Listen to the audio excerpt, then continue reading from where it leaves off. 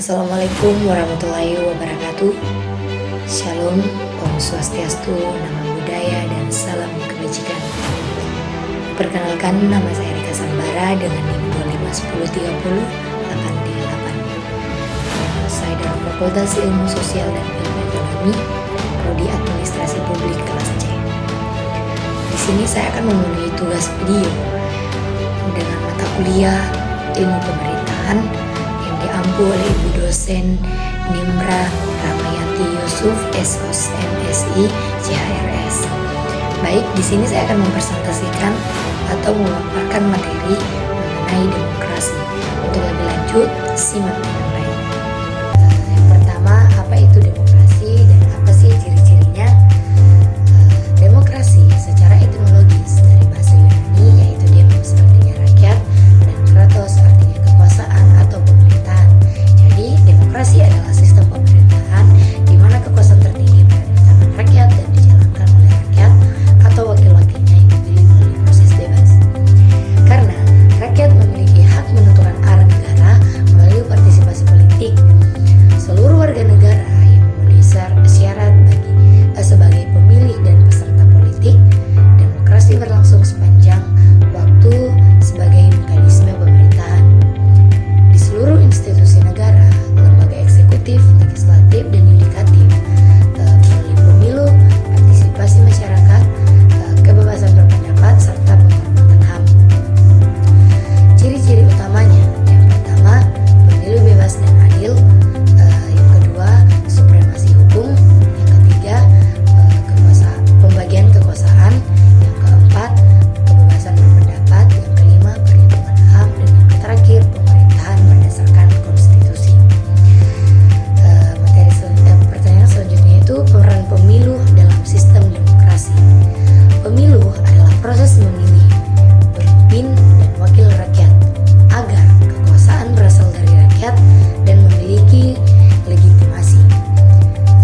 Pemilih kandidat penyelenggara pemilu diadakan secara berkala atau 5 tahun sekali, contohnya ada di Indonesia.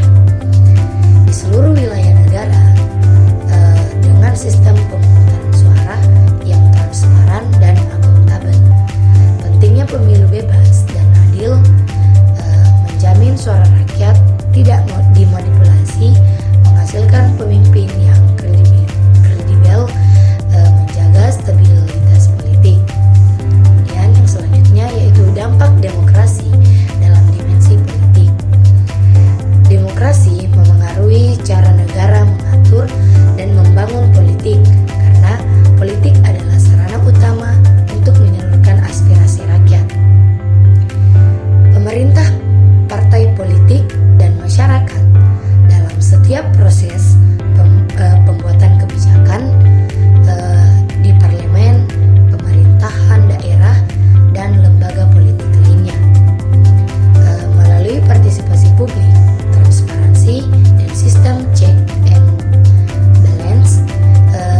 Dampaknya yaitu kebijakan lebih aspiratif, perubahan kekuasaan secara damai, kontrol terhadap pemerintahan yang lebih kuat.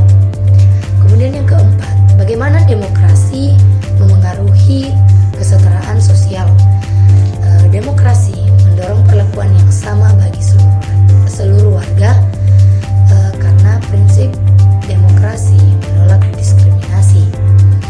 Masyarakat, kelompok minoritas, pemerintah saat kebijakan publik dijalankan. Kemudian di pendidikan, hukum, pekerjaan, pelayanan publik melalui regulasi anti diskriminasi dan jaminan kesempatan yang sama. Hasilnya, hak sosial lebih merata, kelompok rentan lebih terlindungi. Kemudian yang kelima, hubungan demokrasi dan pertumbuhan ekonomi. Demokrasi mempengaruhi sistem ekonomi melalui kebijakan yang terbuka, karena ekonomi berkembang lebih baik saat ada kebebasan inovasi dan kepastian hukum.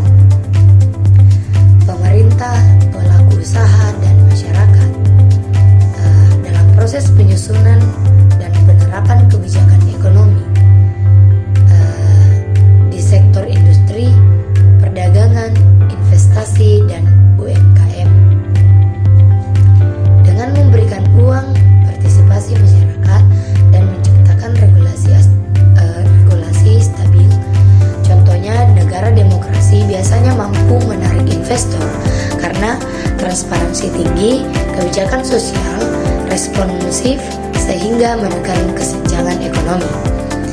Kemudian yang keenam yaitu dampak demokrasi terhadap kebebasan budaya dan seni. Demokrasi memberikan ruang berekspresi dalam bidang budaya dan seni. Kebebasan berekspresi adalah hak dalam demokrasi seniman, budayawan, dan masyarakat. Dalam produksi karya seni, festival budaya, atau aktivitas kreatif. Di ruang publik, institusi pendidikan dan komunitas seni melalui perlindungan hukum terhadap kebebasan berkarya yang terdapat dampaknya yaitu karya seni lebih beragam, budaya lokal dapat berkembang tanpa tekanan kreativitas meningkat. Kemudian yang ketujuh, pengaruh demokrasi terhadap hubungan internasional.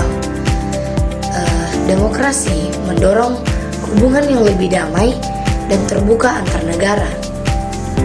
Karena negara demokrasi cenderung menyelesaikan konflik secara diplomatis, pemerintah, diplomat, organisasi internasional. Dalam perjanjian internasional, kerjasama perdagangan, dan dialog perdamaian, forum internasional seperti PBB, ASEAN, atau Gerakan 20. Kemudian melalui diplomasi, perundingan, dan kerjasama multilateral. Kemudian yang ke-8 yaitu kelemahan demokrasi. Demokrasi tetap memiliki kelemahan meski membawa banyak manfaat karena kebebasan yang luas dapat disalahgunakan. Politisi oportunis, kelompok kepentingan masyarakat yang kurang kritis saat kampanye, pembuatan kebijakan, atau penyebaran informasi. Ruang publik, media sosial, institusi politik melalui manipulasi opini, politik identitas atau korupsi. Contohnya money politik, hoax yang memecah belah demokrasi dapat melambat. Materi selanjutnya yaitu bagaimana demokrasi melindungi hak minoritas. Demokrasi menjamin hak kelompok kecil agar tidak tertindas mayoritas, karena kesetaraan adalah prinsip fundamental demokrasi.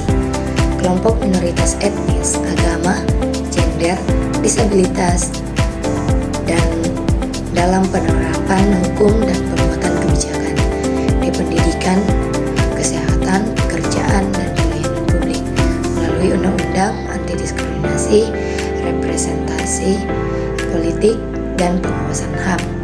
Kemudian yang selanjutnya yaitu contoh negara demokrasi dan dampaknya. Salah satu contoh negara demokrasi adalah Indonesia, karena Indonesia menerapkan pemilu bebas dan adil serta pembagian kekuasaan. Rakyat Indonesia, pemerintah, lembaga negara, sejak reformasi tahun 1998, seluruh wilayah Indonesia melalui pelaksanaan pemilu, otonomi daerah, kebebasan pers, dan perlindungan HAM, dan terdapat dampak terhadap ekonomi dan sosial. Ekonomi menjadi lebih terbuka dan kompetitif, ruangan kebebasan pers meningkat, masyarakat lebih kritis terhadap pemerintah, pembangunan daerah lebih merata melalui otonomi. Baik, itulah hasil pemaparan materi yang dapat saya sampaikan. Lebih dan kurangnya mohon dimaafkan. Saya ucapkan terima kasih. Shalom dan Assalamualaikum warahmatullahi wabarakatuh.